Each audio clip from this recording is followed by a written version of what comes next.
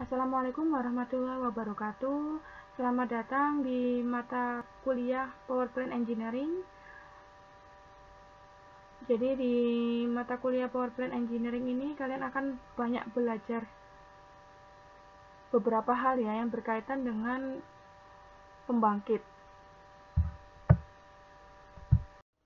Berikut adalah materi yang akan kalian pelajari di mata kuliah Power Plant Engineering. Yang pertama ada fundamental atau dasar dari pembangkitan listrik ya, pembangkitan tenaga. Kemudian bagaimana cara menganalisis dari sebuah siklus uap air atau steam. Kemudian penjelasan tentang combined cycle power generation atau pembangkit tenaga yang menggunakan siklus gabungan. Kemudian ada bahan bakar dan pembakaran. Kemudian komponen-komponen dari steam generator, ada boiler, economizer, superheater dan sebagainya. Kemudian steam turbine, kondensor, feed water, dan yang terakhir itu adalah tentang polusi yang mungkin dihasilkan dari sebuah pembangkit listrik dan juga bagaimana cara mengontrol polusi tersebut.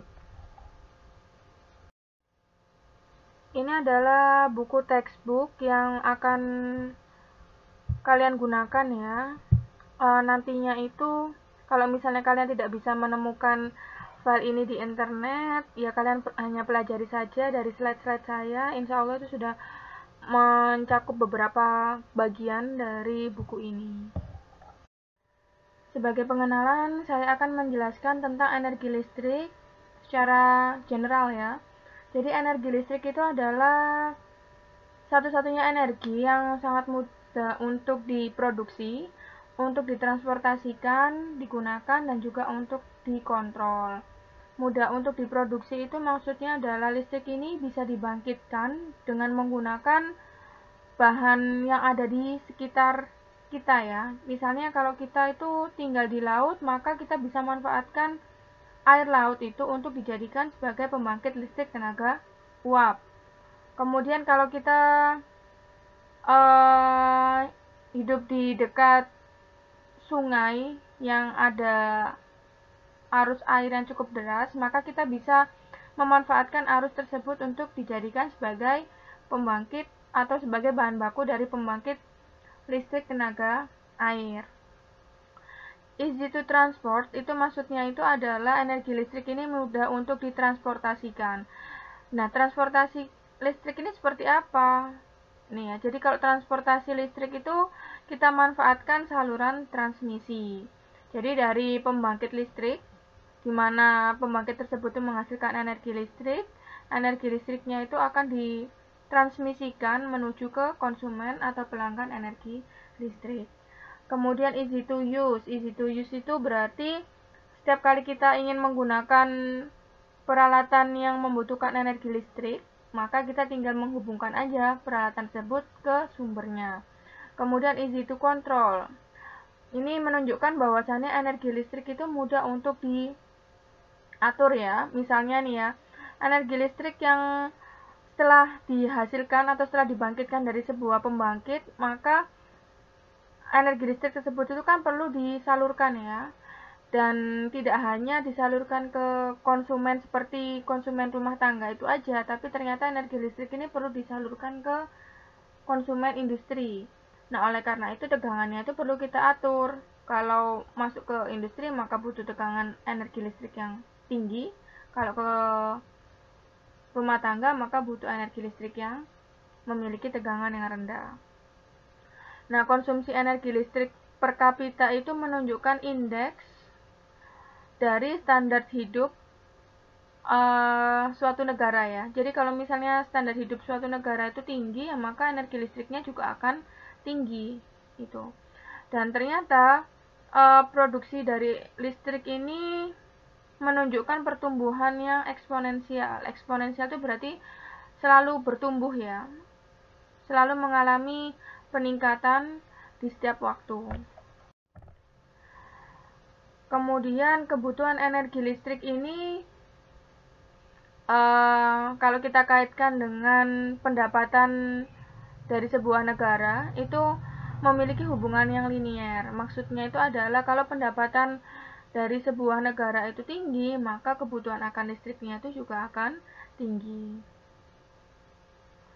Oke, nah kemudian kalau kita ingin meningkatkan pertumbuhan ekonomi kita, maka mau nggak mau ya kita harus meningkatkan konsumsi electricity kita.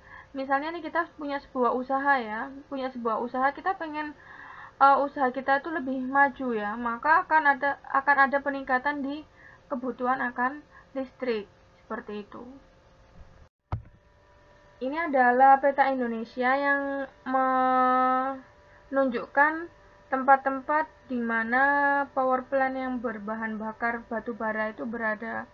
Jadi ternyata itu power plant yang berbahan batu bara ini bisa menggunakan beberapa jenis batu bara ya. Jadi beda-beda tingkatannya itu. Kalau di sini ada warna kuning, biru, merah. Nah, ini menunjukkan bahwasannya batu bara yang digunakan tuh beda-beda.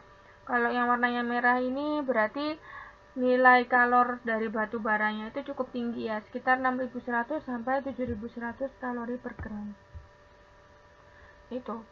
Kalau kalian lihat dari peta di sini, ini terlihat bahwasannya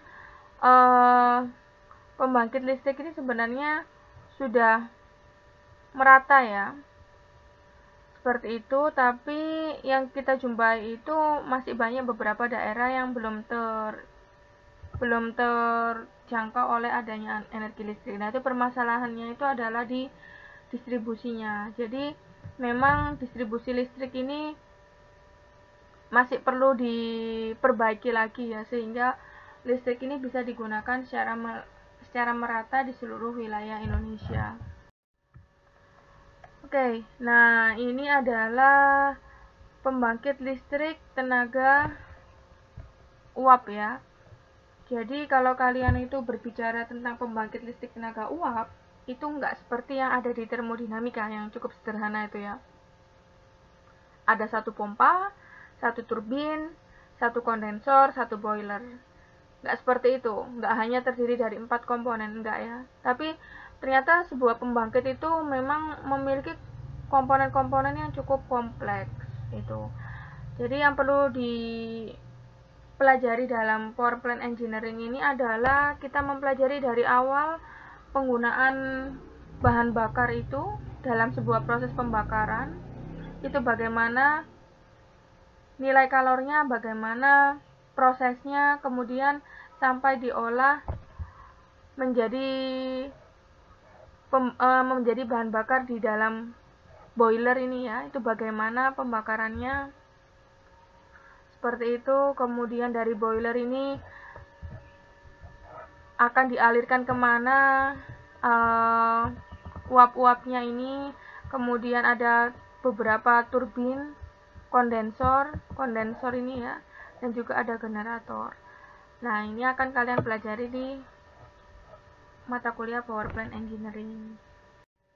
Ini adalah contoh dari peralatan yang digunakan dalam pembangkit listrik thermal ya, atau yang memanfaatkan panas itu.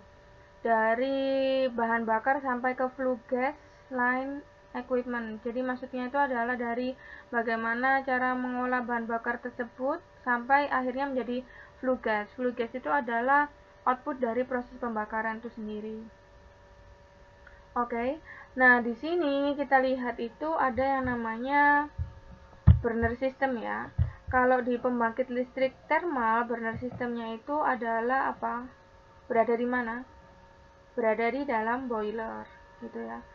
Nah, ini burner system ini butuh yang namanya bahan bakar. Nah, bahan bakarnya kalau kita menggunakan bahan bakar batu bara, maka ini adalah beberapa peralatan yang digunakan untuk mengolah batu bara tersebut. Jadi, batu bara tersebut itu sebelum digunakan sebagai bahan bakar, itu diletakkan di dalam suatu tempat yang cukup luas ya, atau seperti di lapangan seperti itu. Kemudian masuk ke dalam sistem konveyor untuk mentransportasikan batu bara tersebut ke tempat berikutnya. Kemudian ada coal silo, dan yang terakhir itu adalah pulverizer coal. Nah, di pulverizer coal ini batu bara tersebut itu akan dihancurkan ya, sehingga ukuran partikelnya itu menjadi lebih kecil. Nah, gunanya itu untuk apa sih? Kalau batu bara ini memiliki ukuran yang lebih kecil, maka efisiensi pembakarannya itu cukup tinggi. Seperti itu, akan semakin cepat proses pembakarannya. Nah, setelah itu bahan bakar batu bara ini baru bisa masuk ke dalam burner system.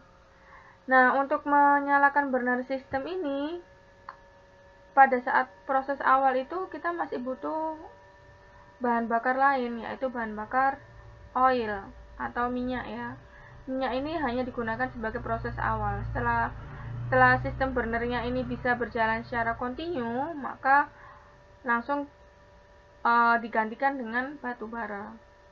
Kemudian dalam proses pembakaran ini juga butuh yang namanya udara panas ya, yang berasal dari air heater. Nah, udara panas ini digunakan untuk meningkatkan suhu dari batu bara itu sendiri, sehingga batu bara itu akan mengalami pembakaran yang lebih cepat, istilahnya lebih reaktif gitu ya. Oke, nah di dalam boiler itu sendiri sebenarnya produknya itu ada dua kan ya, produk yang berguna dan produk yang tidak berguna. Produk yang berguna itu misalnya boiler ini memanaskan air yang masuk dan menghasilkan uap, itu kan ya, itu kan salah satu produk dari pembakaran ini, yaitu panas. Kemudian produk yang lainnya itu berupa polutan. Nah, polutannya itu adalah yang namanya flue gas ini ya. Jadi flue gas itu adalah polutan yang berada di dalam sebuah pembangkit listrik. Untuk. Nah, di sini itu ada beberapa peralatan flue gas. Jadi ada yang namanya electrostatic precipitator, ESP, kemudian ada backhouse filter. Ini bisa menggunakan salah satunya ya, salah satu aja. Kemudian ada flue gas desulfurization, jadi flue gasnya ini dikurangi kadar sulfurnya. Kemudian ada ID fan dan kemudian ada stack. Stack itu adalah cerobong asap itu ya. Oke. Ya, ini adalah flue gas flow schematic ya. Nah, ini ada steam generator di sini. Kemudian pulverizer, air heater, kemudian ada gas recirculating fan. Jadi ini adalah seperti kipas ya, yang digunakan untuk mensirkulasikan udara. Ada FD fan. Nah, ini. Dan beberapa peralatan yang digunakan untuk mengontrol polusi udara. Nah, ini akan kalian pelajari secara detail di mata kuliah Power Plant Engineering. Gitu. Dan yang terakhir ada stack ya. Nah, kalian yang tinggal di Gresik ini pastinya sangat familiar dengan cerobong asap yang dimiliki oleh PLTU Gresik itu ya, yang berwarna merah putih lah, itu adalah stacknya. Oke. Nah, kemudian ini yang warna merah-merah ini adalah bagaimana aliran gas atau aliran dari flue gas itu sendiri. Gitu ya. Jadi dari proses pembakaran itu pasti akan dihasilkan yang namanya gas itu ya. Kemudian dia masuk ke dalam komponen-komponen ini, kemudian masuk ke dalam air heater ini ya. Kenapa kok dikatakan air heater? Karena udara panasnya ini digunakan untuk memanaskan sisi yang lain, sisi yang sebelah sini ya. Nah, fungsinya untuk apa? Fungsinya adalah untuk menaikkan suhu dari fluida yang melewati air heater yang ke sini nih. Jadi biar dia itu mengalami peningkatan suhu. Kemudian masuk ke dalam dry scrubber. Dry scrubber itu ini ya, alat yang digunakan untuk menghilangkan polutan juga. Untuk jenis-jenisnya itu akan kita pelajari di akhir minggu ke-14 atau 15 seperti itu. Dan selanjutnya ya. Ini adalah skema yang sudah pernah kalian pelajari ya waktu dulu termo ya. Nah, cuma di sini itu saya akan lebih detailkan bagaimana cara menghitung efisiensi tiap-tiap komponen beserta efisiensi total dan juga kerja yang dihasilkan oleh komponen-komponen berputar, misalnya oleh turbin itu berapa, kemudian pompa itu berapa, seperti itu. Oke ya, saya mau kasih gambaran sedikit ya, mungkin agak-agak lupa ya. Oke, jadi ini adalah pembangkit listrik tenaga uap. Taunya dari mana? Taunya itu adalah dari boiler ini. Boiler itu adalah komponen yang digunakan untuk mengubah air menjadi uap, seperti itu. Jadi air ini dipompa, kemudian masuk ke dalam boiler. Nah, di dalam boiler ini terjadi yang namanya reaksi pembakaran. Reaksi pembakaran itu antara apa dan apa? Antara bahan bakar dan juga udara. Nah, dari hasil pembakaran ini maka akan dihasilkan yang namanya panas ya. Panas tersebut akan memanaskan pipa-pipa ini sehingga air yang masuk ke dalam boiler ini akan berubah menjadi uap, dan kemudian uap ini menuju turbin, memutar turbin. Uap-uap yang sudah istilahnya uap-uap sisa dari proses ekspansi di dalam turbin ini akan masuk ke dalam kondensor, itu ya. Nah, di dalam kondensor ini kan aslinya uapnya cukup tinggi ya temperaturnya ya, atau suhunya itu. Nah, untuk menurunkan suhu ini maka diperlukan yang namanya aliran air dingin. Nah, aliran air dingin ini berfungsi untuk mendinginkan uap yang berasal dari turbin, itu ya. Nah, gimana caranya? Yaitu dengan cara mengalirkan air dingin. Kemudian air dingin ini akan berpapasan dengan uap panas ini, sehingga panas yang dari uap ini akan berpindah ke air dingin ini ya, sehingga dihasilkan yang namanya air dengan suhu yang lebih rendah, tapi masih dalam istilahnya ini air hangat gitu ya, seperti itu. Kemudian air hangat ini masuk ke dalam cooling tower. Nah, di dalam cooling tower sendiri air hangat tersebut itu akan dipercikan melalui nozzle-nozzle ya, sehingga akan muncul percikan-percikan air.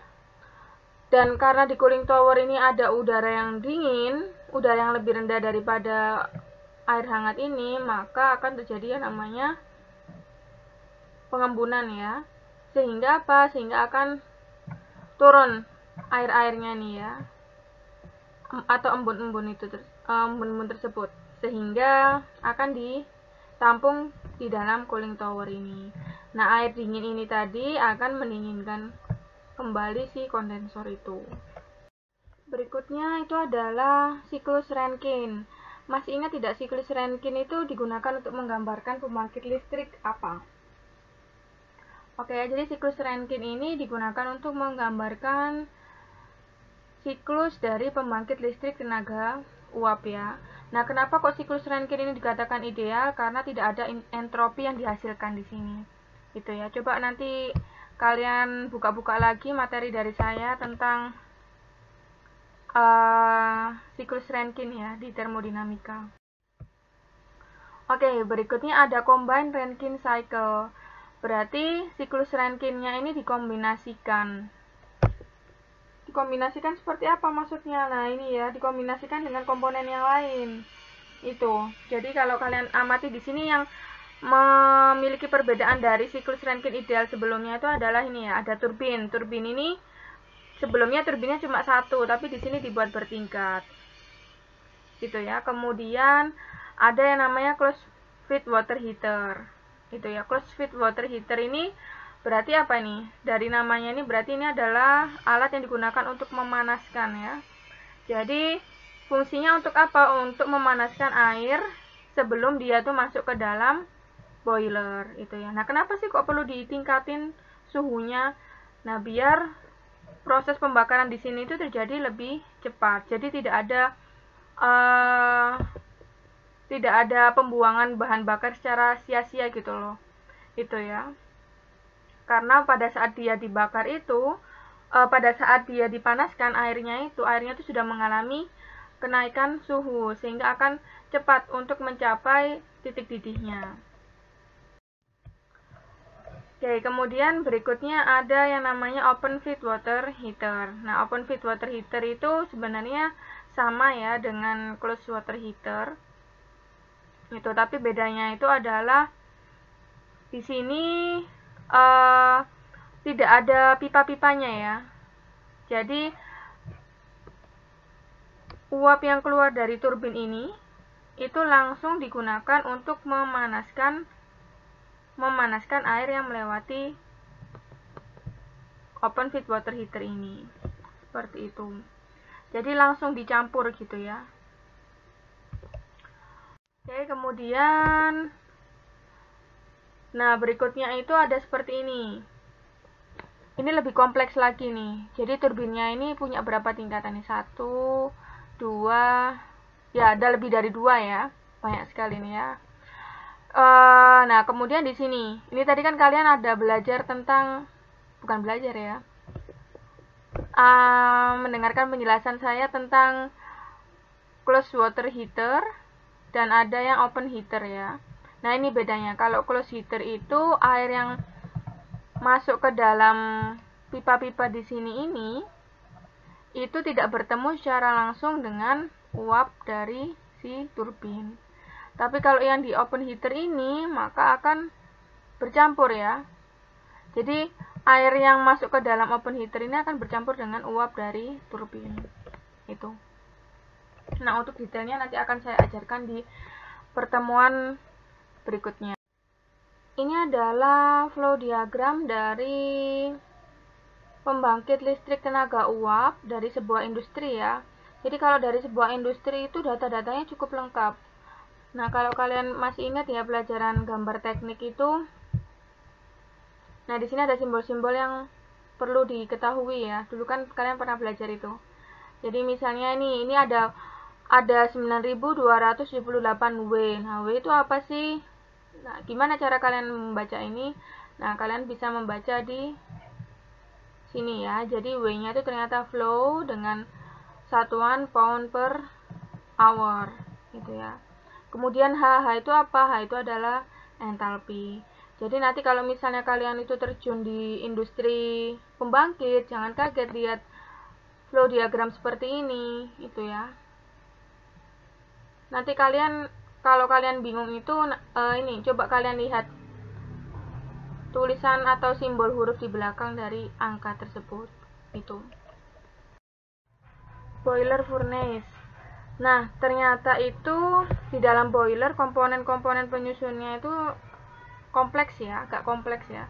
Jadi tidak seperti yang di buku termodinamika dulu, yang boilernya itu hanya digambarkan sebagai persegi panjang seperti itu, kotak gitu ya. Ternyata bukan seperti itu ya. Jadi di dalam boiler itu terdapat pipa-pipa penukar panas yang akan dipanaskan oleh gas hasil pembakaran dari batu bara dan juga udara seperti itu. Nah, ini jenis-jenis pipa penukar panasnya juga beda-beda ya. Ada platen secondary superheater, kemudian ada primary superheater, economizer. Nah, itu. Jadi di sini ada warna-warna ini ya. Warna biru ini menunjukkan bahwasannya dia ini panasnya masih belum air yang ada di dalam pipa ini tuh belum mencapai suhu yang tinggi sehingga diwakilkan dengan warna biru. Itu ya. Kemudian sampai ke atas itu sampai terakhir itu berwarna merah ya. Nah, warna merah itu berarti menunjukkan bahwasannya suhu dari air itu sudah sangat tinggi. Nah, kok bisa dari sini ke sana itu semakin tinggi suhunya? Karena di tungku ini itu proses pembakarannya terjadi di sini ya. Nah, ini jadi proses pembakaran terjadi di sini, gas-gas panas itu akan memanaskan terlebih dahulu pipa-pipa ini. Kemudian gas-gas tersebut akan mengalir dan yang paling terakhir ini akan dipanaskan dengan suhu gas yang lebih rendah. Itu ya, kemudian keluar menuju ID fan. Jadi gas tersebut itu keluar melalui ID fan ini ya. ID fan itu adalah kipas. Dan seperti kipas itu ya yang digunakan untuk mendorong gas tersebut keluar. Nah, gas ini tuh seperti apa karakteristiknya? Nah, gas ini itu karakteristiknya adalah dia itu merupakan polutan ya, karena gas ini merupakan hasil proses pembakaran sehingga perlu adanya proses pembersihan gas-gas tersebut. Nah, itu. Oke ya, jadi gas-gas polutan tersebut dikatakan sebagai flue gas. Oke, kemudian nah ini adalah beberapa jenis boiler ya. Jadi di sini ada beberapa dimensi. Nah, perbedaan dimensi ini berdasarkan apa? Perbedaan dimensinya ini berdasarkan jenis batu baranya. Jadi batu bara itu punya beberapa level ya. Ada bituminus, subbituminus, lignit. Nah, itu. Nah, ternyata dengan menggunakan batu bara yang memiliki karakteristik yang berbeda, maka boilernya juga akan berbeda. Oke, berikut ini adalah coal yard. Jadi coal yard ini digunakan untuk menyimpan batu bara ya. Jadi batu bara yang sudah diangkut itu akan disimpan di sini, di istilahnya seperti lapangan besar gitu ya. Nah ini, nah oleh karena itu, karena jumlah batu baranya itu cukup besar, biasanya pembangkit-pembangkit yang menggunakan batu bara itu selalu berada di dekat sistem transportasi air, entah dari sungai ataupun dari laut itu ya, sehingga akan memudahkan proses pendistribusian batu bara itu. Jadi batu bara itu sekarang kalau di Gresik ya, sekarang sudah dilarang ya untuk melewati rumah-rumah warga karena cukup berbahaya untuk kesehatan. Jadi, nah kemudian di sini ada conveyor system. Nah, conveyor system ini digunakan untuk menyalurkan batu bara ke proses berikutnya. Itu ya. Oke. Nah, ini misalnya nih kalian pengen membuat sebuah power plant. Kira-kira apa aja sih parameter yang perlu dipertimbangkan itu? Jadi, ini ada dua parameter dasar yang perlu dipertimbangkan. Yang pertama itu adalah total power atau total listrik yang dihasilkan itu berapa itu ya. Kemudian ada juga size of generating unit. Jadi unit pembangkit listriknya itu punya ukuran tuh berapa itu. Nah, kapasitas yang dibutuhkan itu bisa ditentukan dari yang pertama itu adalah kebutuhan yang ada di sekitar itu ya. Kira-kira orang ini butuhnya berapa kW sih energi listrik ini gitu ya. Kemudian industri yang ada di sekitar kita ini butuh berapa kW sih. Nah, itu dicatat terlebih dahulu. Kemudian bagaimana pertumbuhan kebutuhan tersebut. Jadi udah mulai bisa kita proyeksikan ya, pertumbuhannya seperti apa. Itu. Jadi kalau misalnya ternyata nantinya itu kebutuhannya itu semakin meningkat, ya berarti kita antisipasi membuat pembangkit yang ukurannya lebih besar gitu. Kemudian reserve capacity required atau kapasitas cadangan yang dibutuhkan. Oke, nah kemudian ukuran dari unit pembangkitan sendiri itu berdasarkan pada apa? Nah, ini ada beberapa parameter ya. Yang pertama itu adalah variasi dari beban selama 24 jam.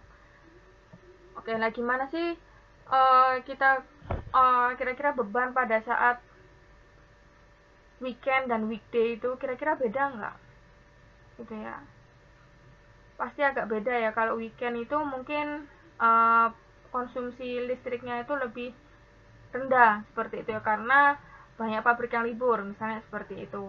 Nah, itu coba dilihat dulu perkembangan dari load atau beban tersebut. Kemudian kapasitas yang digunakan dan dihubungkan ke jaringan listrik. Itu kira-kira kapasitas unitnya itu berapa sih gitu. Kapasitas pembangkitnya itu berapa MW gitu ya. Kemudian periode minimal dari proses startup dan shutdown. Apa sih startup dan shutdown ini? Nah, ini ya. Jadi dalam proses pengoperasian pembangkit itu kita butuh yang namanya proses penyalaan awal. Itu. Nah, proses penyalaan awal itu juga butuh waktu, nggak bisa langsung dia itu disuruh menghasilkan misalnya ini ya 100 MW, itu nggak mungkin ya. Jadi memang harus di setel dulu kayak gitu loh. Jadi perlu dipanaskan terlebih dahulu, startup itu ya. Kemudian dan shutdown-nya. Nah, shutdown, kenapa sih kok perlu di shutdown itu? Nah, karena yang namanya pembangkit itu kan mesin ya, sama seperti kita ini butuh rehat. Nah, rehatnya mesin itu adalah dengan cara di maintenance itu ya. Jadi pada saat akan dilakukan maintenance itu, maka pembangkit tersebut akan mengalami shutdown. Nah, pada saat shutdown itu otomatis kita harus menyediakan pembangkit yang lain, pembangkit cadangan yang nantinya bisa membackup pasokan listrik gitu ya. Berikutnya adalah maintenance program plan. Jadi kira-kira dalam 1 tahun itu berapa kali maintenance yang dilakukan? Proses maintenance-nya itu, program maintenance-nya itu berapa kali? Nah, itu perlu ditentukan. Kemudian bagaimana efisiensi pembangkit dan juga ukuran dari unit tersebut, dan bagaimana ini ya, harga per kW versus size of unit itu.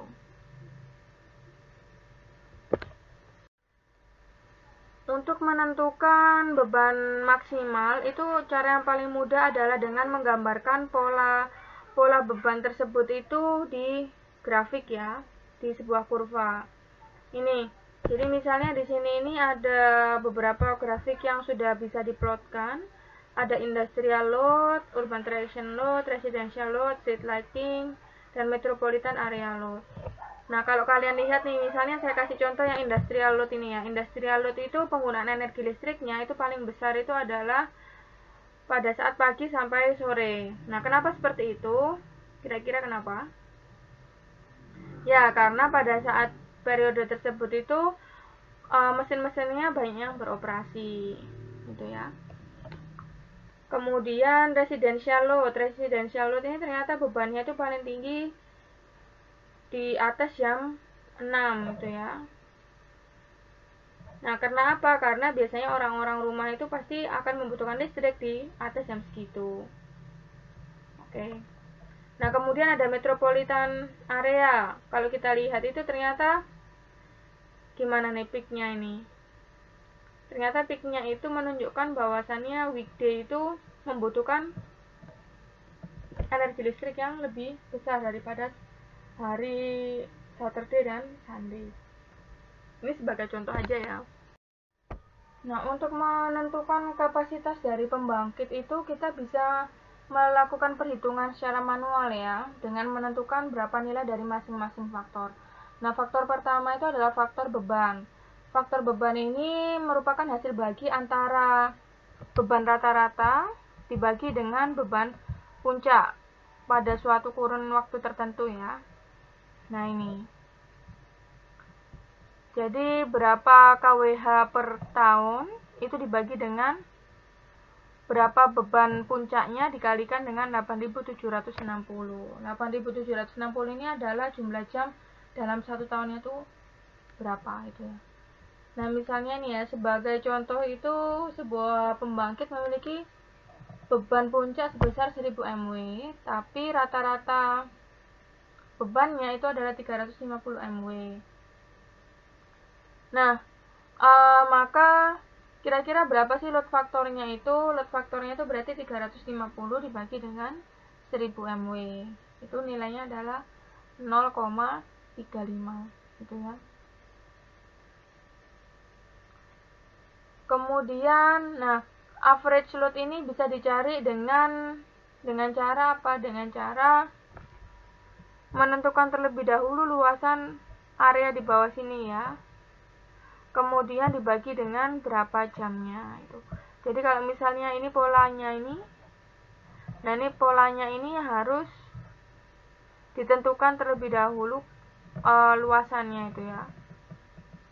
Kemudian dibagi dengan 24 jam.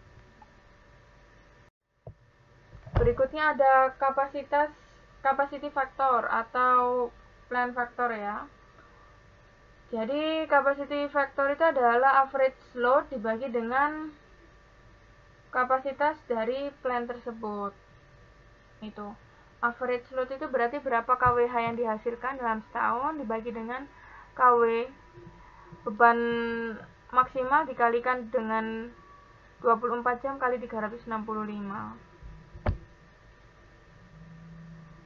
Oke ya, kemudian nah kalau misalnya terdapat perbedaan antara faktor beban dan faktor kapasitas, itu berarti menunjukkan bahwasannya ada yang namanya reserve factor atau faktor cadangan ya. Seperti itu. Nah, ini adalah rumusannya. Demand factor. Nah, setiap konsumer itu memiliki beban terhubung ya, yang merupakan penjumlahan dari outlet peralatan listrik yang digunakan oleh si customer tersebut. Nah, itu bisa digunakan untuk menghitung faktor demand ini atau faktor kebutuhan ini ya. Jadi demand ini rumusannya itu adalah demand maksimal dibagi dengan total connected demand itu. Kemudian untuk maksimum demand-nya itu adalah maksimum beban yang biasanya customer gunakan di setiap waktu. Itu ya. Biasanya kurang dari atau sama dengan connected load.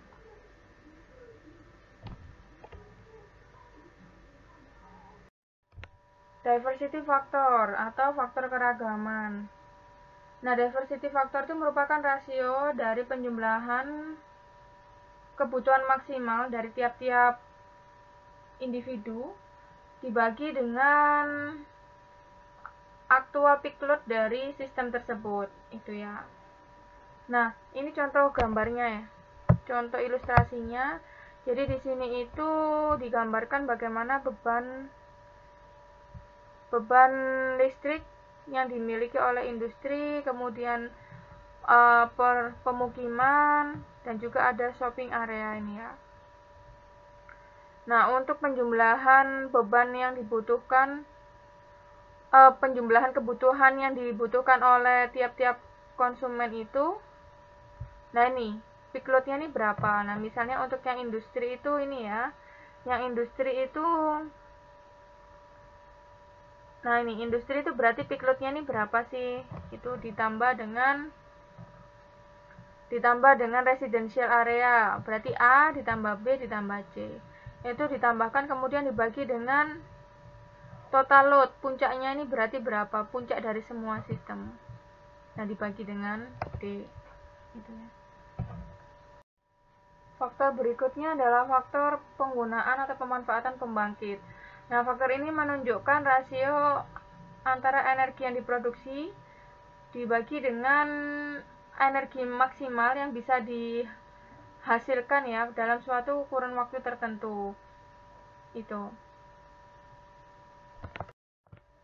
Nah, ini adalah representasi dari faktor-faktor yang berbeda. Jadi kita tadi sudah mengenal beberapa jenis ya. Ada load factor, risk factor, capacity factor. Nah, ini. Nah, diharapkan itu faktor-faktor tersebut ini kan kita bisa menghitung average load-nya ya, average load, peak load itu ya. Diharapkan kapasitas plant ini harus berada di atas dari peak load ini ya. Jadi jangan sampai kapasitas plant-nya ini lebih rendah daripada peak load. Kalau seperti itu maka ada kebutuhan listrik yang tidak bisa dipenuhi. Itu. Oke ya. Nah, untuk average load itu berarti rata-rata di sini. Rata-ratanya seperti apa tadi mencarinya itu? Yaitu dengan cara mencari luasan di bawah kurva pembebanan ini ya, kurva beban ini. Kemudian dibagi dengan waktu. Itu ya. Kemudian untuk peak load-nya itu berarti dicari beban yang paling tinggi. Gitu. Berikut ini adalah pertimbangan dari pemilihan lokasi power plant. Yang pertama itu ketersediaan dari cooling water. Cooling water ini sangat krusial ya, karena apa? Karena cooling water ini merupakan fluida yang digunakan untuk mendinginkan komponen yang ada di dalam pembangkit. Misalnya itu adalah untuk mendinginkan uap yang keluar dari turbin, seperti itu. Kemudian ketersediaan dari bahan bakar. Nah, apakah bahan bakar ini bisa ditransportasikan dengan mudah dari sumbernya itu ke pembangkit? Nah, itu ya. Dan bagaimana biaya dari bahan bakar tersebut? Kemudian biaya dari lahan. Itu sudah jelas ya. Dan selanjutnya karakter dari tanah ya. Jadi membangun pembangkit ini jangan dilakukan di tanah yang kurang stabil ya, karena kalau misalnya terjadi gempa maka itu akan berpengaruh ke pembangkit ini.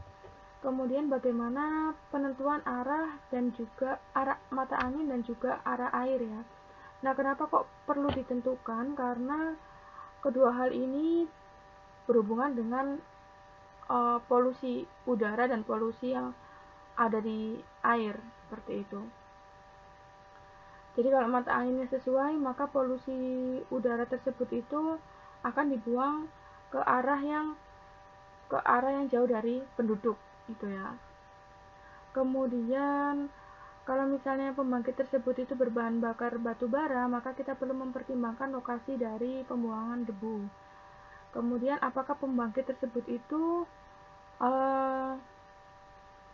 apakah pada saat kita membangun pembangkit tersebut itu sudah ada jalannya, itu ya, karena ini cukup penting dalam hal transportasi material. Kemudian jika power plant-nya itu jauh dari kota, otomatis kalian itu perlu memberikan akomodasi ke stafnya. Nah, hal ini berkaitan dengan pengeluaran yang dilakukan oleh pembangkit tersebut. Dan yang terakhir itu adalah pertimbangan keamanan. Oke, nah kemudian ini ada highlight untuk power plant dengan bahan bakar nuklir itu ada faktor tambahan yang perlu dipertimbangkan ya. Yang pertama itu adalah bagaimana densitas populasi yang ada di situ. Itu ya. Harapannya bahwasanya power plant ini dibangun paling tidak itu harus jauh mungkin ya dari populasi, dari tempat tinggal penduduk ya, karena cukup berbahaya radiasinya. Kemudian perlu dipertimbangkan juga dari hal ini, bahaya akan gempa bumi gitu. Power plant economics. Nah, selain dari sisi teknis, itu power plant itu perlu juga dipikirkan sisi ekonomisnya itu seperti apa. Nah, ini ya, jadi sebuah power plant itu harus memberikan energi listrik yang aman ya, yang reliable, yang bisa diandalkan dengan biaya yang minimum yang akan diberikan kepada konsumer, yang akan dibebankan kepada konsumer ya. Nah, gimana cara kita menentukan ini biaya tersebut? Jadi biaya tersebut bisa ditentukan dari fixed cost atau biaya tetap ya, yang biasanya terdiri dari interest, bunga, kemudian penurunan nilai, tax, dan sebagainya. Kemudian pengoperasian dan maintenance. Pengoperasian dan maintenance ini mencakup salary atau gaji, kemudian overhauling of equipment atau pada saat peralatan-peralatan itu diperbaiki ya. Kemudian ada biaya bahan bakar dan ada berapa besar KWH yang dihasilkan atau yang diproduksi dalam setiap tahunnya. Itu. Nah, untuk menentukan total annual cost atau biaya tahunan dari sebuah power plant itu bisa menggunakan rumus ini ya. Jadi biaya yang dikeluarkan dalam pembangkit itu merupakan penjumlahan dari bunga ditambah dengan penurunan nilai ditambah dengan tax dan insurance ya, dibagi 100 kemudian dikalikan dengan CC. CC ini adalah biaya konstruksi, kemudian ditambah dengan salary, gaji, kemudian ada komponen dari maintenance dan komponen yang lain, kemudian ditambah dengan biaya dari bahan bakar gitu ya. Jadi di sini ada 3 komponen penting. Yang pertama ada fixed cost, kemudian ada operation dan maintenance, dan yang terakhir itu ada komponen yang berasal dari bahan bakar. Berikut adalah rumus yang digunakan untuk menghitung energi listrik yang dihasilkan dari sebuah pembangkit atau energi listrik yang dikirimkan dari pembangkit ya. Nah, ini KWH net itu atau neto itu sama dengan berapa besar energi listrik yang dihasilkan oleh generator dikalikan dengan total jumlah jam per tahunnya dikalikan dengan selisih antara 1 dikurangi dengan konsumsi daya oleh alat-alat pendukung dibagi dengan 100 dikali dengan faktor kapasitas pembangkit itu ya. Nah, auxiliary itu apa sih? Auxiliary itu adalah alat-alat pendukung. Jadi, misalnya nih kalau kita pengen memompa air laut ke pembangkit, nah itu pakai apa? Pakai si water pump ya. Nah, pompa tersebut itu kan pastinya dia akan menggunakan daya dari luar kan, akan mengkonsumsi daya luar lah itu maksud dari power consumption di sini nih. Jadi power consumption dari alat-alat bantu. Semua pembangkit itu pasti punya nilai keandalan. Kenapa sih kok bisa seperti itu?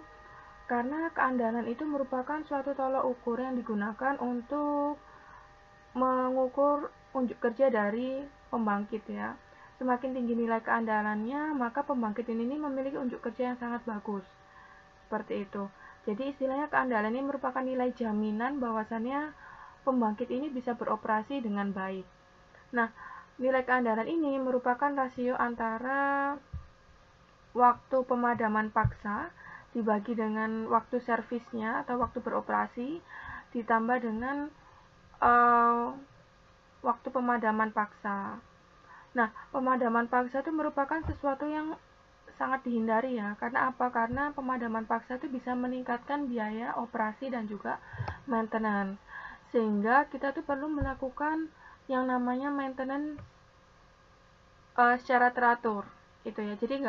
Jadi alat itu nggak tiba-tiba rusak di tengah jalan seperti itu. Karena kalau ada satu komponen yang rusak dan komponen itu merupakan komponen utama dari pembangkit, otomatis pembangkit tersebut harus mati, mau nggak mau harus di shutdown. Nah, berikutnya ini adalah cara bagaimana untuk mengurangi biaya dari produksi listrik ya, seperti itu. Yang pertama itu adalah memilih equipment yang memiliki umur yang lebih panjang dan kapasitas yang sesuai itu ya.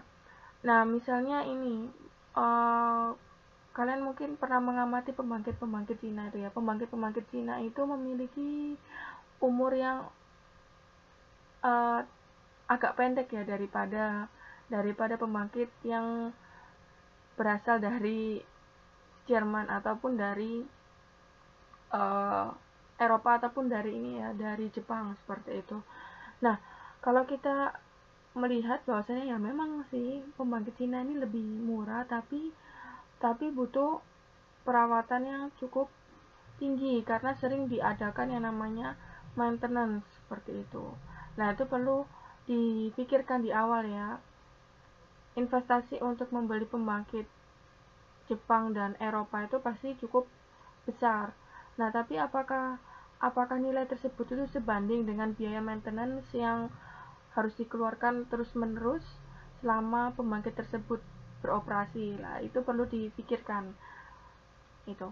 Kemudian yang kedua, meningkatkan efisiensi dari pembangkit.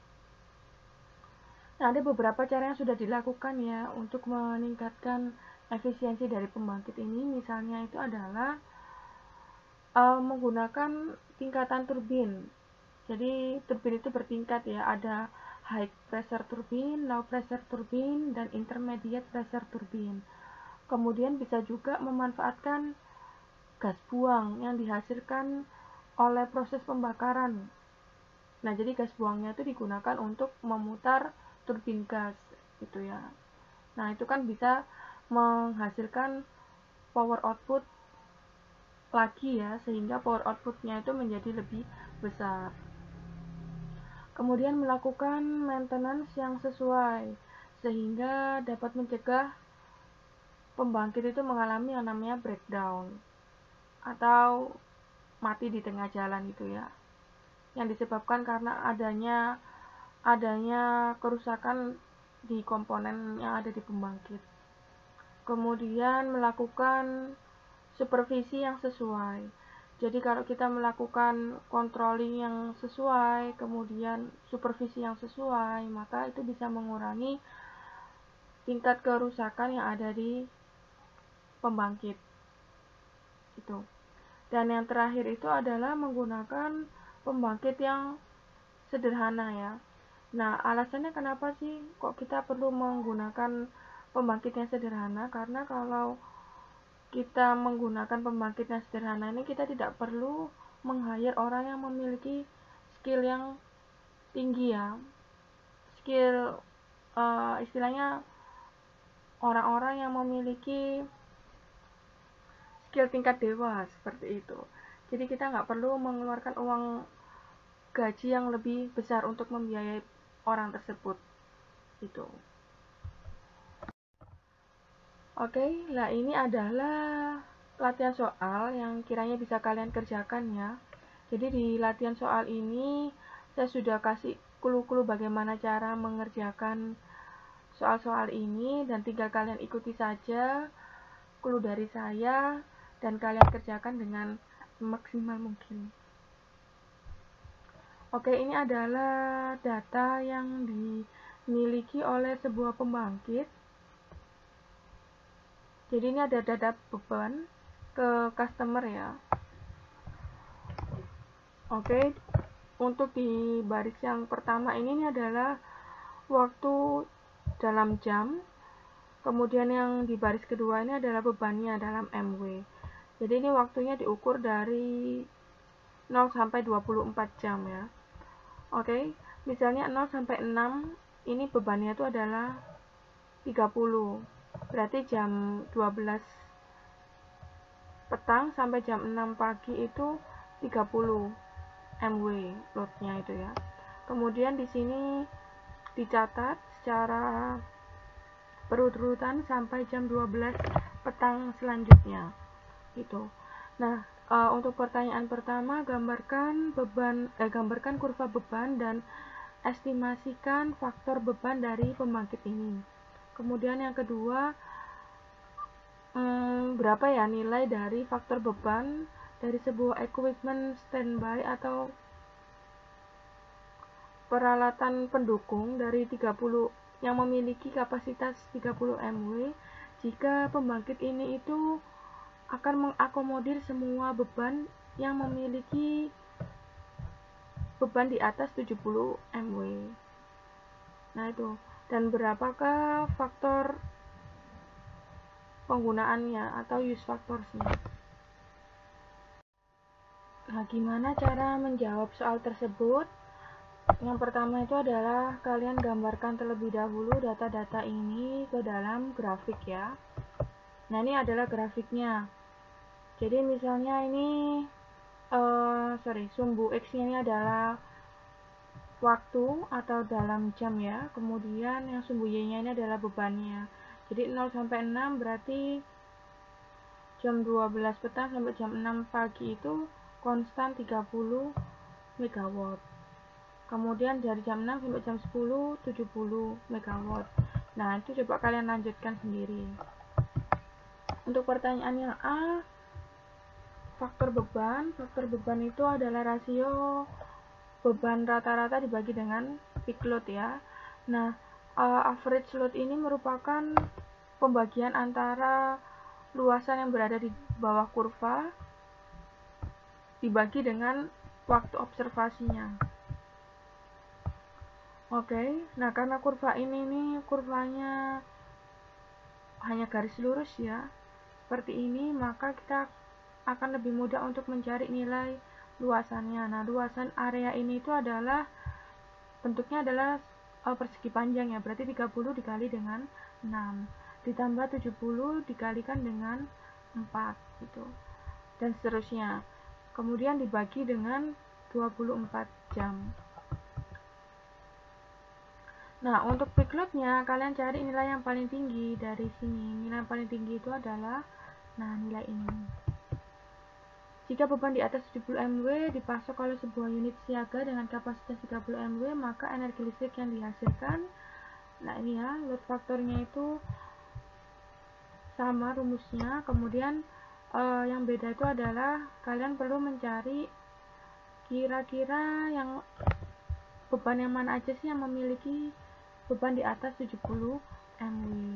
Nah, kita dapatkan ada 90 ya. Berarti sisa dari 90 dan 70 ini itu disuplai dari 30 mW. Berarti 90 dikurangi 70 dikali dengan 2. Ditambah kemudian ada berapa lagi? Nah, ini ada 100 ya. Berarti 100 dikurangi 70 dikalikan dengan 4. 4 ini apa? 4 itu adalah durasinya.